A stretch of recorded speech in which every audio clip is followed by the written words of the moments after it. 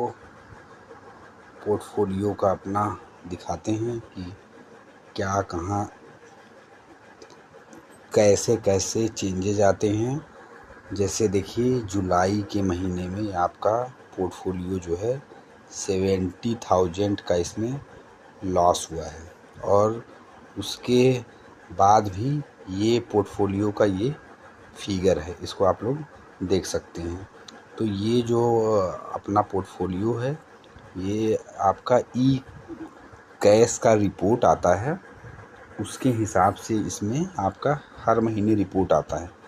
तो ये हमने जो है ये जो भी म्यूचुअल फंड हैं ये हमने 2020 और दो जो ऐसे म्यूचुअल फंड हैं ELSS म्यूचुअल फंड, उसको हमने जो है 2018 से शुरू किया था।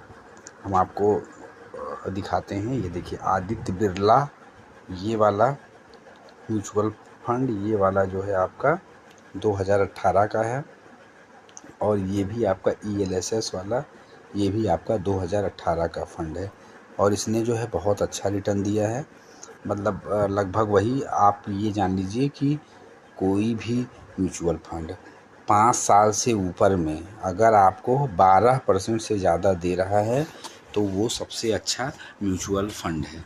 और अगर बाकी का आप देखेंगे तो बाकी के लोग ऐसा बोलेंगे कि अरे नहीं 25% है 30% है, तो ऐसा कुछ भी नहीं है।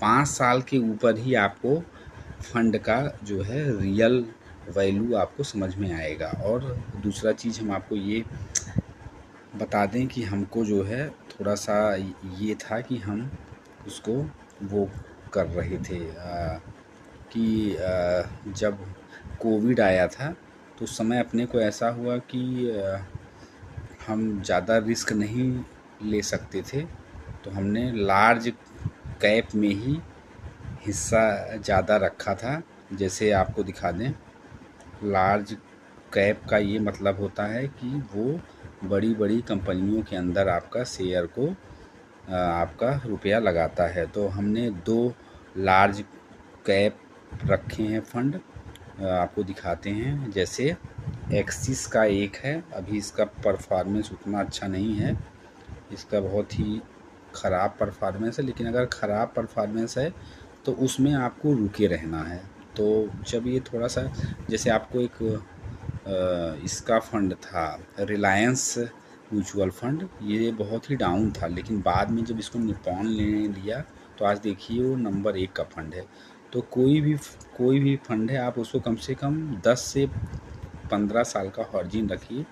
और हमको ये था कि मैं 5 साल के बाद अपने फंड को निकाल लूँगा, तो इसलिए हमने लार्ज कैप का हिस्सा रखा था। लेकिन जो सोच के हमने लार्ज कैप में लगाया था कि मुझे 5 साल के बाद निकाल लेना होगा, ऐसा कोई हमको अभी ज़रूरत नहीं हुआ। चूँकि मुझे ऐसा था कि प्राइवेट कंपनी में था तो उसमें हमने सोचा था कि वहाँ से स्विच करके कुछ अपना बिजनेस स्टार्ट करूँगा, लेकिन फिर अब मेरी गवर्नमेंट जॉब लग गई तो इन रुपयों को मुझे नहीं निकालना है। अब आप ये सोच रहे होंगे कि ये स्टोरी हम आपको ऐसा क्यों सुना रहे हैं, तो इसका ये है कि अगर आपको 5 साल से ऊपर में जाना है और या म्यूचुअल फंड में जाना है तो आपको स्मॉल कैप का ज़्यादा रखना चाहिए, और अगर बहुत ज़्यादा रिस्क नहीं ले सकते तो आपको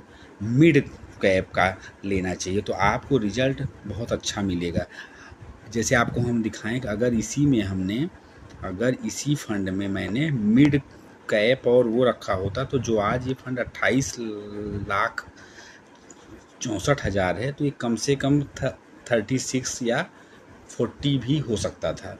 क्योंकि मिड कैप और स्मॉल कैप जो है बहुत अच्छा आपको रिटर्न देता है। तो अब ये है कि कल हम आपको अपना रिपोर्ट और दिखाएंगे। कल मुझे जो है अगस्त की रिपोर्ट आ जाएगी, तो हम आपको कल इसी समय पे फिर हाजिर होंगे कि अगस्त में क्या रिपोर्ट रहा और आगे का। और इस चैनल को आप सब्सक्राइब करके रखिए, हम आपको आगे में समझाएंगे कि जो है सही म्यूचुअल फंड कैसे सेलेक्ट करें, क्योंकि देखिए और भी जो लोग हैं वो अपना पोर्टफोलियो नहीं दिखाते हैं, वो खाली बस उसी में होते हैं कि हाँ इतना है उतना है, लेकिन जो आदमी खुद लगाया है, खुद उसमें डूबा है, वो ज़्यादा अच्छे से आपको एक्सप्लेन कर सकेगा।